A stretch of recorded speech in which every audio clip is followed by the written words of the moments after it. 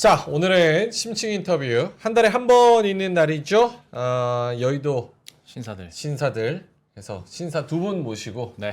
시장의 이야기 아주 적절한 타이밍에 나와주신 것 같습니다. 최근에 이제 하루 좋고 9거래일 연속 빠질 뻔했다가 오늘 찔끔 올랐는데 네. 이 두 분은 어떻게 보시는지 한번 신사 두 분 모셔보겠습니다. 신영증권의 김학균 센터장님 그리고 유진투자증권의 허재환 상무님 나오셨습니다. 어서 오세요. 어서 오십시오. 네, 안녕하십니까. 안녕하세요. 네. 두 분 모두 새해 복 많이 받으시고요. 새해 복 많이 네, 받으세요. 고맙습니다. 아, 신사답게 시작하네요. 아니 이 새해 이야기를 꺼낸 이유가 네. 두 분도 이런 적이 과거에 있었을까 싶을 정도로 올해 어쩜 그렇게 하루 첫 개장일에 상승하던 이후로 주주죽 빠지나 몰라서 두 분 새해는 좀 어떻게 맞이하고 계신지가 궁금해가지고 분위기가 어떨까? 먼저 센터장님부터. 네, 뭐 사실 작년 11월, 12월이 글로벌 증시가 전체적으로 좋았죠. 우리 증시도 좋았고 올 들어서 뭐 대체로 뭐 이제 작년 12월과 같은 분위기는 아닌데 네. 뭐 미국도 마찬가지고.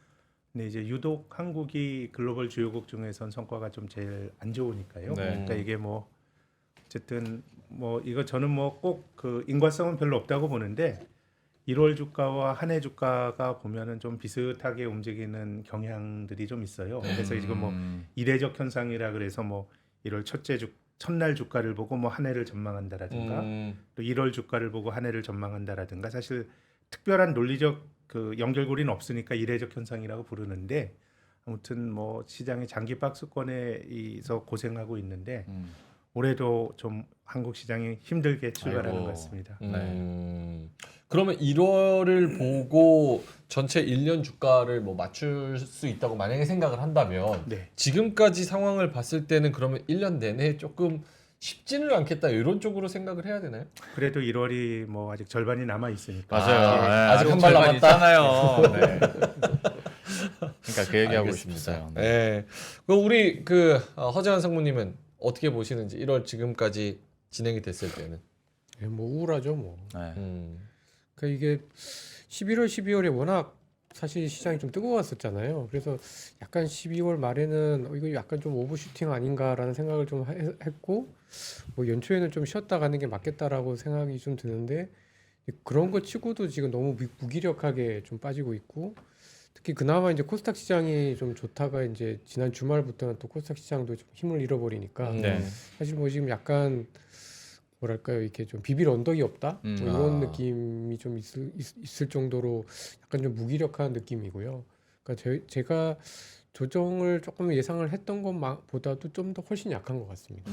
지금 어흥야옹님께서 일본은 사상 최고 경신이다. 네. 그리고 경신한 이후로도 계속 뭐 네. 0.5%, 1% 계속 올라가니까 거기랑 비교했을 때 우리나라는 지금 뭐가 잘못된 걸까? 왜 이렇게 투심이 약할까? 이런 고민을 좀 하실 수도 있을 것 같은데 어떠세요? 뭐가 지금 비교가 된다고 생각하십니까?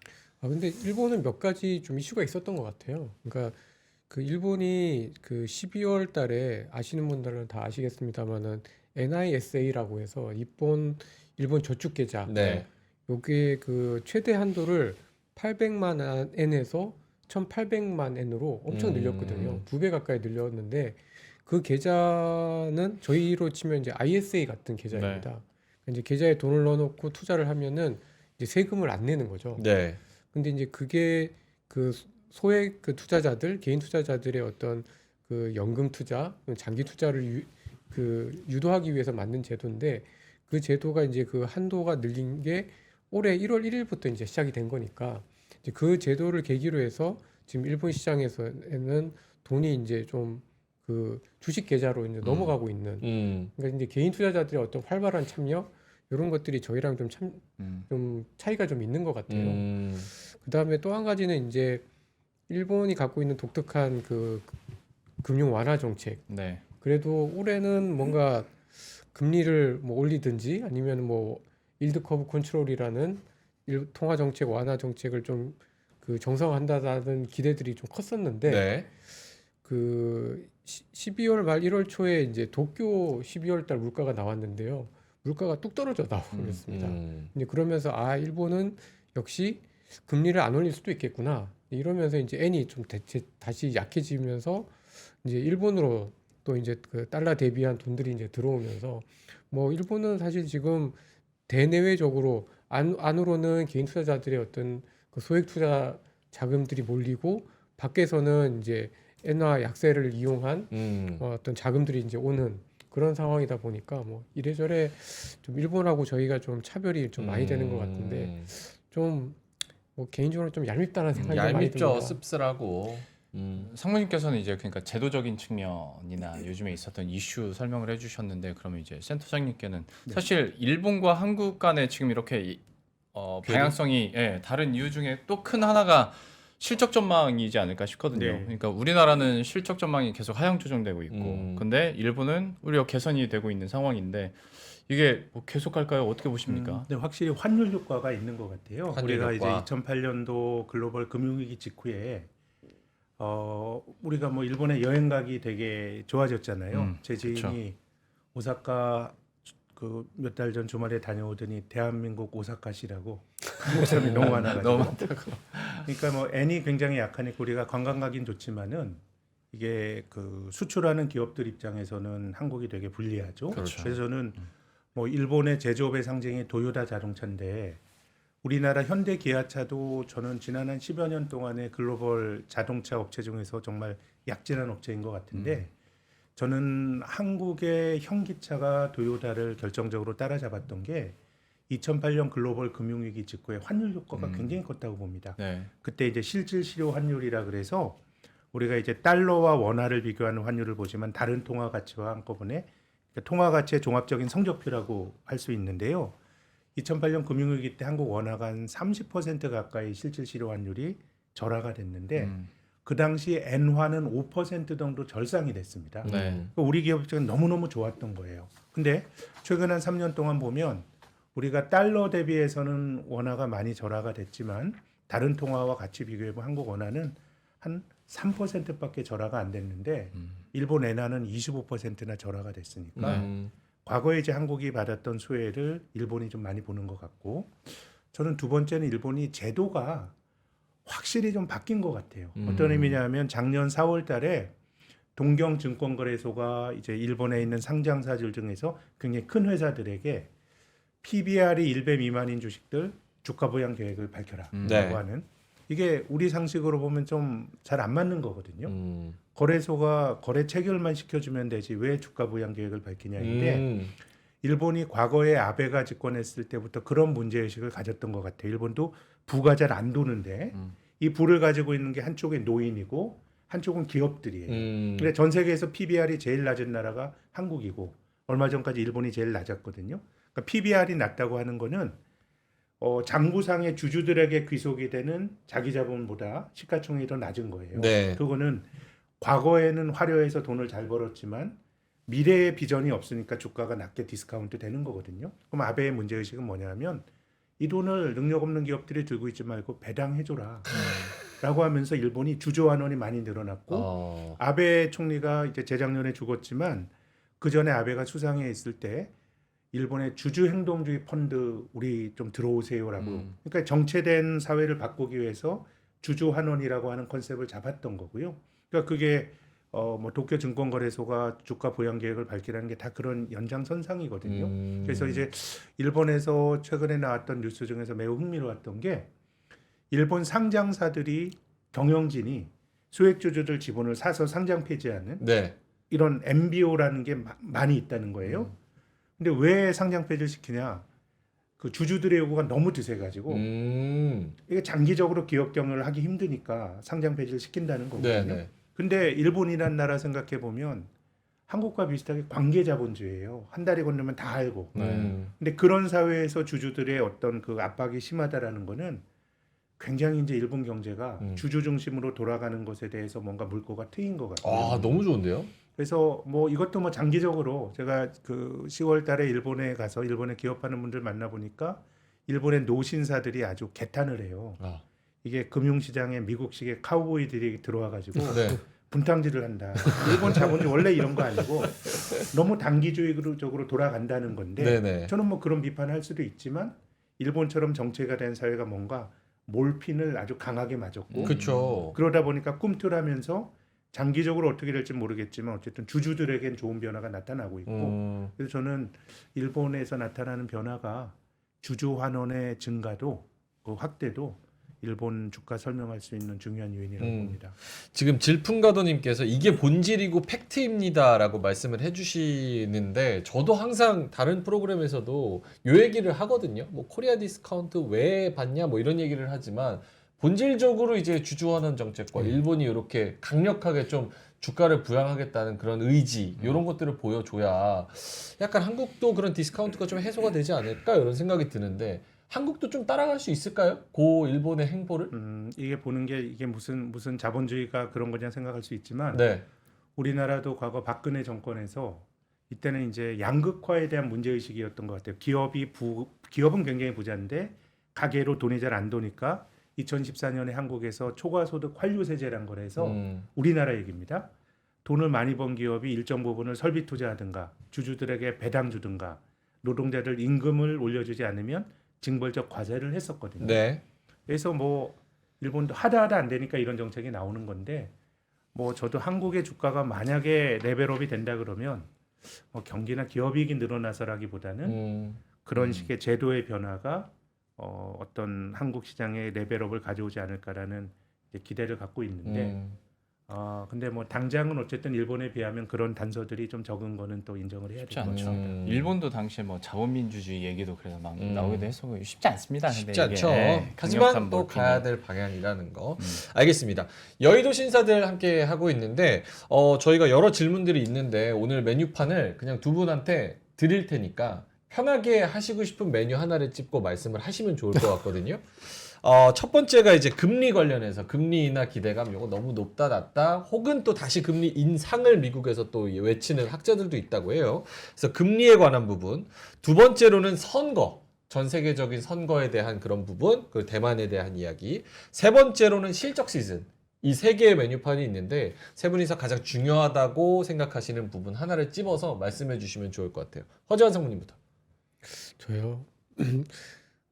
가장 관심 있는 건 선거인데요. 선거는 우리 센터장님이 워낙 전문가시라. 아 그래요? 그러면 두 번째 차선책으로 갑니다.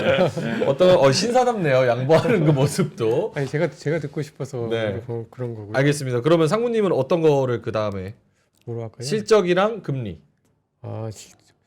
그 금리보다는 실적하겠습니다. 실적 시즌. 네. 어떻게 보시는지 이제 뭐 미국에서도 또 실적 시즌 시작됐고 우리나라도 삼성전자 또 아작 났었고 네. 또 LG엔솔 또 아작 났었고 사실 쉽지만은 않은 상황인데 전반적인 상황 어떻게 보시는 건지. 그 이번 실적 시즌은 그 약간 턴어라운드 기대하고 이제 그러니까 실적이라는 그 바텀업에서의 이익이 이제 턴어라운드 할 거다라는 기대하고 그다음에 탑다운에서 이제 경기 둔화라는 게 같이 지금 겹쳐 있는 되게 묘한 시즌인 것 같습니다. 그러니까 이제 저희 국내 경제 성장률도 4분기에 그렇게 미국도 그렇지만 저희들도 그렇고 이렇게 성장률이 되게 좋게 나오진 않을 거란 말이에요. 네. 근데 주로 이제 성장률이라는 거는 이제 매출 증가율과 관계가 높기 때문에 이 탑라인은 좀 이렇게 둔화가 되는 그런 상황에서 뭐 반도체라든가 이런 쪽들은 그래도 이 감산이라든지 뭐 그 투자를 어떤 줄여가지고 어쨌든 지금 이익을 지금 만들고 있는 상황이라 약간 지금 그게 이익이 어떤 연속성을 보이기에는 조금 한계가 있는 그런 듯한 상황이기 때문에 이런 상황에서 제일 좀 핵심은 결국 비용 절감이나 구조 조정을 얼마나 잘하느냐인 것 같습니다. 그러니까 단적인 예가 지난 주말에도 미국의 금융주들 실적을 발표했잖아요. 네. 근데 보면 다 빠졌는데 시티만 올랐습니다. 시티는 감원 계획을 10% 줄인다고 하니까 이렇게 올랐거든요. 그래서 지금 보면 약간 탑라인 쪽에서는 그래도 작년보다 올해 성장률이 떨어지면서 이 매출 증가율은 어차피 둔화되는 상황인데 네. 이 매출이 둔화되면 이익도 당연히 둔화될 수밖에 없는 거잖아요. 그러니까 이런 거를 어떻게 극복하느냐가 굉장히 좀 중요한 것 같습니다. 그래서 미국도 그렇고 저희도 그렇고 어쨌든 지금 현재 상황에서는 얼마나 감산을 하느냐, 감원을 하느냐 이런 이제 비용 통제 이런 부분이 굉장히 좀 중요한 시기다라고 좀 보여지고요. 물론 뭐 한국에서는 지금 반도체 쪽이 조금 좋아진다라고 하지만 반도체 재고가 되게 많잖아요. 네. 그러니까 제가 그 매크로 지표들 중에 좀 제가 잘 보는 게 이제 반도체 출하 재고 뭐 아니면 반도체 재고율 지표를 보는데 반도체 재고율이 200%입니다. 그래요? 그러니까 판매 나가는 거가 1이라 그러면 재고가 2인 거예요. 그런데 이런 상황에서는 재고가 한참 줄어들어야 생산을 막 늘릴 수 있다라는 그쵸. 거죠. 그러면은 사실은 이제 분명히 올해 반도체 쪽에서 이익이 좋아질 거고 수출도 좋아지긴 하지만 기업의 어떤 수익성이 좋아지는 데는 조금 시간이 좀 더 걸리지 않을까. 그래서 많은 분들이 그러니까 일부에서는 상반기에 수출이 좋아지니까 이제 상반기에 좋다고 하지만 저는 오히려 상반기보다는 하반기에 좀 반도체를 좀 더 열심히 봐야 되는 게 아닌가 그런 생각들을 좀 하고 있습니다. 근데 듣다 보면 사실 우리나라 뭐 산업 딱 중심을 잡는 게 반도체, 2차 전지, 자동차 뭐 이쪽이잖아요. 네. 여기서는 이제 캐펙스를 더 늘려가지고 지금 오히려 더 1등 자리를 확보해야 된다. 뭐 이런 얘기를 많이 하는데 감원이랑 비용 절감 여기와는 좀 상충되는 그런 그림이 생겨서 그러면은 뭐 우리 지금 전략에는 좀 출구가 없는 건가 이런 생각도 좀 들기도 하고 감원을 잘하고 뭐 비용을 절감하고 이게 우리가 가야 될 캐펙스에 늘리는 방향이랑 맞아요? 어때요? 그 전체적으로 저희 한국 기업들의 어떤 이 그 업황이 사이클을 엄청 타잖아요. 그렇죠. 그러니까 사실 이제 작년에 실적이 안 좋았기 때문에 기업들이 대부분이 투자를 하고 싶어도 제가 보기에는 투자할 돈이 없거나 투자하기가 좀 만만치 않은 상황이기 때문에 올해 같은 경우에는 전체적으로 캐펙스가 좀 전체적으로 보면 물론 일부 기업들은 하겠고 성장하는 기업들은 계속 하겠습니다만은 전체적으로는 올해 오히려 이제 줄어들 걸로 좀 보여집니다. 그리고 오히려 수출이 한참 좋아지고 난 다음에 시차를 두고 이 캐펙스가 좀 좋아지는 과거의 그런 모습을 좀 보여주었기 때문에 그러니까 올해는 확실히 가격 결정력이 높은 이런 산업들이 먼저 지금 조금 어렵다가 나중에 조금 더 좋아지는 그런 그림이 될 거고 일반 사이클을 따르는 산업들은 그 뒤에 좀 좋아지지 않을까. 그래서 저는 올해는 상반기보다는 하반기가 좀 좋지 않을까라는 생각들을 좀 하고 있습니다. 그 구체적인 산업군은 어떤 애들이 있는 거예요? 지금 말씀하신 부분에 뭐 반도체도 마찬가지일 것 같고요. 반도체. 반도체도 지금 캐파를 엄청 늘릴 수 있는 상황은 아니잖아요. 감산을 하고 생산을 줄여서 가격을 올리는데 아직까지 엔드 유저들이 어떤 수요가 확실히 확 살아나고 있지는 않은 지금 반도체 가격 인상을 통해서 수출이 좋아지고 있는 거기 때문에 이런 게 조금 더 이어지다가 그 다음에 이제 뭐 핸드폰이든 PC든 다른 쪽에서 업황이 좋아지면 그때 캐펙스를 늘리는 그런 그림이 아니겠나 그렇게 좀 보고 있습니다. 오케이. 센터장님 얘기도 한번 들어볼까요? 실적 시즌 예, 관련해서. 저는 뭐 지금 그 허상무가 감원 그 이야기하니까 좀 아이디어를 말씀드리고 싶은데 네. 그러니까 참 성장하기가 힘든 세상 같아요. 우리가 이제 자본주의라고 하는 거는 그러니까 자본이 얼마나 중요하면 자본주의예요. 자본이 자기 증식을 하고 자본이 돈을 많이 벌고 거기에 주주들에게 귀속이 되는 게 주가가 올라가는 건데 일반적으로 자본의 효율성을 말해주는 지표가 자기 자본 이익률, 네. ROE라는 게 있죠. ROE는 분자는 이익이 들어가고요. 분모는 자기 자본이 들어가는 겁니다. 네. 근데 우리가 ROE를 높인다라고 하는 거는 기본적으로 분모인 자기 자본은 당연히 뭐 고정되거나 조금씩 늘어나고 분자인 이익을 늘려가는 게 기본적으로 우리가 아는 자본 효율성을 높이는 건데요. 근데 저는 이제 얼마 전에 마이크로소프트에게 시총 자리 1위 자리를 빼앗겼던 애플 말씀을 드리고 싶은데 애플의 자기 자본이 5년 전에 비하면 65%나 줄어들었습니다. 원래 자기 자본이 한 뭐 1,400억 불 하던 게 이제는 500억 불이에요. 근데 자기 자본이 준다는 게 우리 상식으로는 이해가 안 돼요. 네. 돈을 벌면은 당기순이익에서 주주들에게 주주환원한 거 빼면 유보해 놓는 게 기업에 쌓이는 게 자기 자본이거든요. 네. 그럼 흑자 기업은 자기 자본이 늘어나야 되는데 애플은 오히려 자기 자본을 줄이고 있어요. 그거는 기업이 버는 돈보다 더 많은 주주환원을 하는 건데 이건 뭐 너무 이제 주주 중심으로 가는 자본주의란 비판을 할 수도 있는데 저는 이게 성장이 정체된 어떤 그 글로벌 자본주의 경제의 굉장히 특징적인 모습 같아요. 다시 ROE로 돌아가면 분자를 높이는 게 아니라 분모를 줄임으로써 자본 효율성을 높여나가는 거예요. 근데 이게 뭐 애플은 그나마 양반인 게 자기 자본이 있어요. 근데 스타벅스나 아니면 도미노 피자나 이런 거는 아예 자기 자본이 없어요. 회계적인 자본 잠식이에요. 그러니까 우리가 자본주의의 천병은 기업인데 이 기업이 자기 자본이 없어요. 그거는 어떻게 보면 그 기업들이 굉장히 효율적으로 우리나라 삼성전자는 돈 많이 벌면 그걸 자기 자본으로 유보해놔요. 왜냐하면 시간 지나면 대규모 설비 투자해야 되니까. 네. 또 설비 투자하면 반도체 단가가 떨어져요. 그럼 실적이 망가졌다가 그렇지만 다음 사이클에서 돈을 버는 건데 이런 회사들은 기본적으로 자본을 설비 투자할 이유가 없고요. 또 계속해서 현금이 들어오니까 좋은 비즈니스 모델을 갖고 있습니다. 그래서 애플의 자기 자본 이익률이요. 120%가 넘습니다. 이런 엽기적인 숫자예요. 돈을 잘 벌지만 자기 자본까지 줄이면서. 네. 그래서 저는 일본의 주가 올라가는 것도 기본적으로는 과거를 팔아서 올라간다고 봐요. 뭐 어떻게 미래 어떻게 될지 모르지만 예전에 벌어놓은 게 많으니까 네네. 이걸 주주 친화적으로 돌리면서 올라가는 거거든요. 그래서 저는 우리가 성장에 대한 기대를 갖게 되면 뭐 2차 전지라든가 뭐 이런 것들이 작년에 그 기대가 투영이 됐지만 뭐 기본적으로 이제 밸류에이션이 너무 비싸고 그래서 주주 환원이나 이런 것들이 정말 중요할 것 같아요. 이제 제가 앞서서 일본이 전 세계에서 PBR이 끝에도 두 번째라고 말씀드렸는데 꼴찌가 한국이거든요. 네. 그러니까 갖고 있는 부를 어떻게 잘 돌리느냐.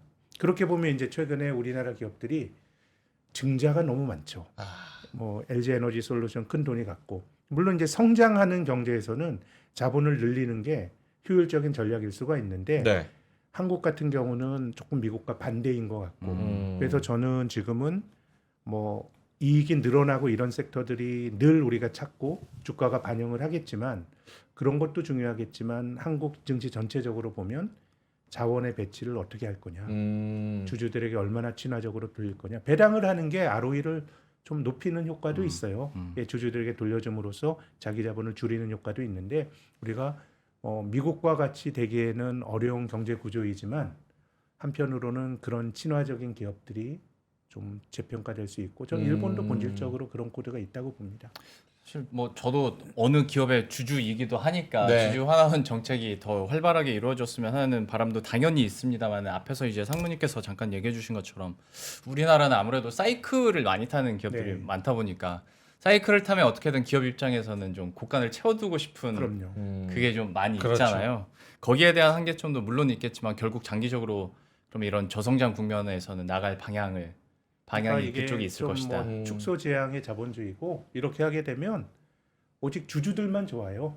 예, 줄이게 되면 이제 뭐 주식 그렇게 되면 이제 주식 시장이 국민 경제의 그림자다 이런 말도 못 하겠지만 주주 중심으로 보면 자본 효율성의 관점에서 보면 그렇게 해야죠. 뭐 PBR이 0.5야. 그럼 투자자들이 바보가 아니면 자기 자본이 100인데 시가총액이 50밖에 안 되는 거는 니네가 자본 들고 있어봐야 효율적으로 증식을 못할 거라는 우려가 투영이 된 거고 그러니까 일본은 약간은 강압적이나 주주 행동주의를 통해서 그 돈을 돌리는 거고 그래서 저는 상장사는 어느 정도는 거기에 대해서 주주들에게 응답할 책무가 있다고 봅니다.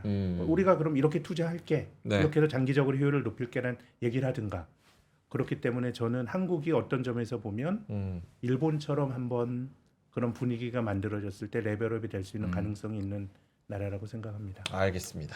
그러니까 지금 네, 말씀하세요. 저성장의 시대니까 이제 2024년에는 이제 비용 통제를 효과적으로 하는 그런 효율적인 기업들 그리고 자본이나 주주 친화적인 정책 이런 거를 잘 이행하는 기업들이 주가가 좀 살아남을 것이다. 그 부분은 좀 잘 봐야 될 것 같고 목마를 땐 탄산이 땡긴다 님이 좋아요 꾹 이렇게 신사다운 행동을 또 보여주셔서 좋아요 한 번씩만 눌러주시면 좋을 것 같습니다. 시간이 많이 없어서 저희가 우리 PD님한테 한 3, 4분만 더 이제 한다고 오늘은 원래 40분에 끝나는데 43분까지 한번 해보도록 하겠습니다. 선거 쪽으로 가볼까요? 네, 상무님께서 아까 그 얘기를 하셔서 싫더라도 센터장님께서는 응답을 해주셔야 될 것 같아서 먼저 근데 뭐 포문을 잘 열어주세요. 모르겠어요. 네, 저는 뭐 미국 선거가 제일 중요할 것 같은데 미국 선거. 근데 뭐 진짜 잘 모르겠네요. 누가 되는 겁니까? 예, 잘뭐 모르겠고 또 트럼프가 됐을 때 변화나 근데 좀 이제 걱정이 되는 거는 트럼프가 됐을 때 여러 가지 뭐 가능성이 있는데 근데 2016년도에 그 미국 대선에서 막 개표를 할 때 기억이 나요. 2016년 11월에 힐러리가 지니까 중간 이제 역전이 되니까 코스피가 장중에 한 100포인트 정도 빠지기도 했어요. 트럼프의 그 괴팍함, 보호무역주의 할 거야 그랬는데 근데 실제로 그날 빠지고 뭐 주식이 별로 나쁘지 않았어요. 그렇죠. 2017년도 좋았고 그래서 이제 뭐 금융시장이란 거는 여러 가지 적응의 문제고 하기 때문에 이게 뭐 일방향의 악재일 거냐 여기에 대해서는 뭐 그러지 않을 수 있다는 생각이고 다만 잘 모르니까 어떤 견해를 갖긴 힘든데 근데 좀 걱정되는 거는 만약에 트럼프가 됐을 때 좀 크게 변화가 있을 수 있는 거는 환경에 대해서는 견해가 진짜 많이 다른 것 같아요. 네. 트럼프를 비롯한 공화당 보수주의자들은 이 뭐 기후 변화나 이런 것들이 이제 친환경주의자들의 사기라고 주장하잖아요. 네. 뭐 이게 자연스럽게 우리 감내할 수 있는 건데 너네가 그거 가지고 비즈니스 하는 거야라는 게 이제 트럼프의 생각이고 그래서 트럼프 집권기에 파리 협약이란 데서 실제로 미국이 나오기도 탈퇴를 했고 했죠. 네. 그렇게 보면 지금 이제 미국 경기가 잘 안 꺾이는 이유 중에 하나가 저는 바이든이 너무 돈을 많이 쓰고 있다라고 보는데 그 돈의 상당 부분이 글로벌 밸류 체인을 재편하면서 막 반도체에 이제 마이크론 테크놀로지에 보조금 처음으로 나간 거 아니에요? 네. 그런 것도 있지만 친환경 투자나 이런 것들을 굉장히 많이 하고 있어요. 근데 제 생각엔 트럼프가 당선이 되면 야, 지금 바이든이 부어놓은 친환경과 트럼프는 양립하기 힘들 거 아닌가? 그렇게 되면 이게 굉장히 매몰 비용이 될 수도 있는 것이고 또 유럽이나 한국 같은 데는 또 그런 관련 주식들이 뭐 최근에 주춤하긴 했지만 그래도 기간을 늘려놓고 보면 주가가 많이 올라갔거든요. 그래서 뭐 이제 그런 정도의 불확실성 정도가 좀 걱정이 되는데 근데 뭐 미국은 진짜로 진행이 되면서 잘 팔로우업을 해야 될 것 같고 뭐 잘 모른다는 것 자체가 원래 우리가 뭐 아는 것보다 모르는 게 많습니다만은 올해는 굉장히 큰 영향을 스윙이 될 수 있는 건데 이 선거 결과라든가 이런 것들에 대해서 우리가 좀 알기 어렵다는 게 조금 뭐 지금 어떤 답을 내리긴 좀 힘든 상황이 아닌가 생각이 드네요. 저는 근데 그런 얘기 나올 때마다 항상 궁금한 게 그러니까 바이든이 그 트럼프가 뭐 신재생 에너지 쪽이나 이쪽으로 안주한다는 건 이제 모두가 잘 알고 있는데 얘기해 준 것처럼 풀린 돈이 이쪽으로 너무 많잖아요. 그러니까요. 이거를 중단시키기에 매몰 비용이 어느 정도면 확 정책 바꿔가지고 네. 자기 마음대로 하겠지만 너무 이게 감당 안 될 정도로 크면 실제로 트럼프가 된다고 해서 이쪽 신재생 에너지 이 전체적인 흐름을 얘가 아예 끊어낼까라는 의구심이 트럼프는 해버려. 뭔가 예, 뭐 합리성을 가지고 보면 그렇게 뭐 극단적으로 안 할 거다라는 것도 관측인데, 근데 이제 저는 그런 거는 뭔가 좀 절충점을 좀 찾기가 힘든 철학의 차이가 이미 많이 노출이 된 거 아닌가 싶어서 그래 좀 뭐 걱정이 되긴 합니다. 그러면 단도직입적으로 우리 K 주식 시장 관점에서 봤을 때는 네. 트럼프랑 바이든 중에 누가 되는 게 더 유리하다고 판단이 됩니까? 상대적으로? 아, 그것도 잘 판단을 못 하겠네요. 아. 예, 어떻게 가늠하기가 좀 힘들고요. 다만 뭐 한국은 저는 뭐 K자 들어가는 거는 굉장히 의심하고 보는 편인데요. 네. 그냥 중국 덕을 많이 보다가 중국이 둔화가 되면서 한국도 그 영향을 받고 있는 거기 때문에 본질적으로 미국 대선과 무관하게 조금 주식이나 경제를 끌어내리는 힘은 좀 존재하고 있는 거 아닌가라는 생각은 듭니다. 알겠습니다. 우리 상무님은 어떻게 생각을 하시는지? 네, 뭐 지금 근데 가장 큰 문제는 사실 이제 트럼프가 됐을 때 이제 많은 분들이 이제 걱정하는 것 중에 하나가 내부 분열인 것 같아요. 내부 분열. 그러니까 2016년에 이제 트럼프 대통령하고 그 힐러리 쪽이 붙었을 때의 네네. 분위기하고 이번에 이제 바이든하고 트럼프의 분위기는 좀 다른 것 같아요. 그러니까 이제 트럼프 대통령이 약간 국회의 사당 침범했다는 것 때문에 고소도 당한 상태에다가 이 2020년 선거를 부정하고 있잖아요. 트럼프 대통령. 그러니까 이게 트럼프 대통령이 됐을 경우에는 미국도 굉장히 큰 홍역을 한번 거칠 가능성이 굉장히 좀 높고, 그러니까 그 과정에서 이제 여러 정책들도 이제 역귀를 할 가능성이 있다 보니까 그런 부분에 대한 부담이 좀 큰 것 같은데, 그래서 이제 저는 오히려 음모론적으로 그 워싱턴에 있는 관료들이 좀 바이든에게 유리하게 정책들을 좀 하지 않을까라는 생각도 좀 하고 있습니다. 해봤습니다.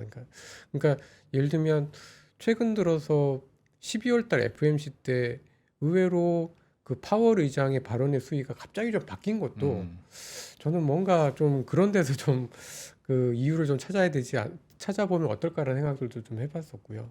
그리고 결국에는 달러 같은 경우에도 지금 그 러스트벨트 쪽에 있는 그 쪽에서 실업률이 낮음에도 불구하고 바이든 대통령의 지지율이 너무 낮잖아요.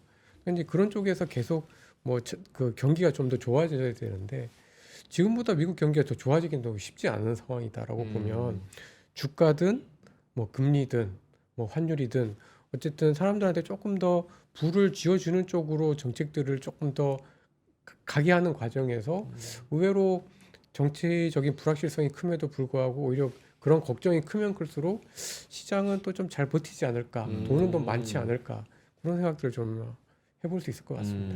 물론 뭐 음모론이라고 얘기는 해주셨습니다만은 실제로 뭐 선거도 안개 속이고 지금 경제가 어떻게 될지 모르다 보니까 실제 시장은 결국에는 자꾸 연준 의장 이렇게 보게 되고 연준 위원들의 발언에 대해서 더 민감하게 반응을 하게 되고 그러는데 좀 시간이 거의 다 됐는데도 실적이나 선거 얘기했지만 금리도 얘기는 해야 되니까 네.